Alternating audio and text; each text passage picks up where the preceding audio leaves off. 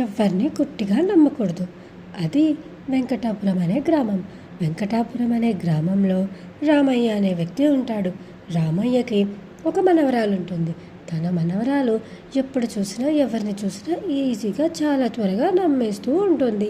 దానివల్ల రాబోయే కాలంలో తన మనవరాలు ఎన్నో ఇబ్బందులు ఎదుర్కోవాల్సి వస్తుందని ఒకరోజు రామయ్య తన మనవరాలను తన దగ్గర కూర్చోపెట్టుకొని ఇలా అంటాడు, చూడమ్మా రాధా, నేను నీకు ఈరోజు ఒక కథ చెప్తాను, సరేనా అని చెప్పి రామయ్య ఇలా మొదలు పెడతాడు.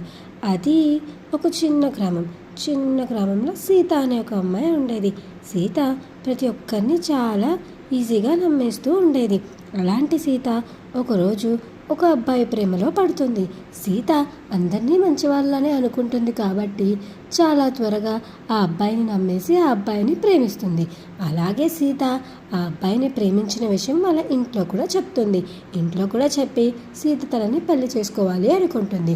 సరిగ్గా పెళ్ళికి ఒక 10 రోజుల ముందర సీతకి తెలిసే విషయం ఏమిటంటే ఆ వ్యక్తికి ముందే పెళ్ళైపోయింది అని. పెళ్ళవడమే కాదు, ఇంకా అతనికి 2 పిల్లలు కూడా ఉన్నారన్న విషయం సీతకి ఆలస్యంగా తెలుస్తుంది. ఆ విషయం తెలిసిన సీత చాలా బాధపడి దుఃఖిస్తుంది.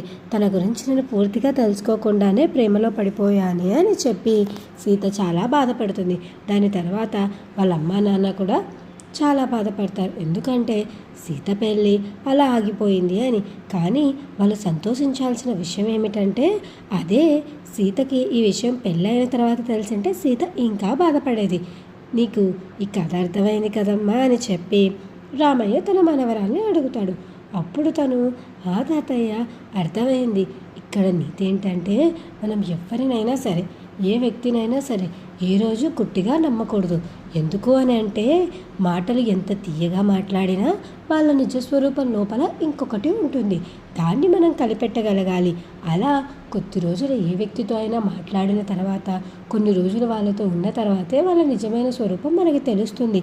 కాబట్టి ఇప్పటి నుంచి నువ్వు ఎవరితో మాట్లాడినా ఏం చేసినా కానీ అవతల వ్యక్తి ఎలాంటి మనస్తత్వం కలవాడు అన్న విషయాన్ని నువ్వు ముందుగానే గమనించని నేర్చుకోవాలి.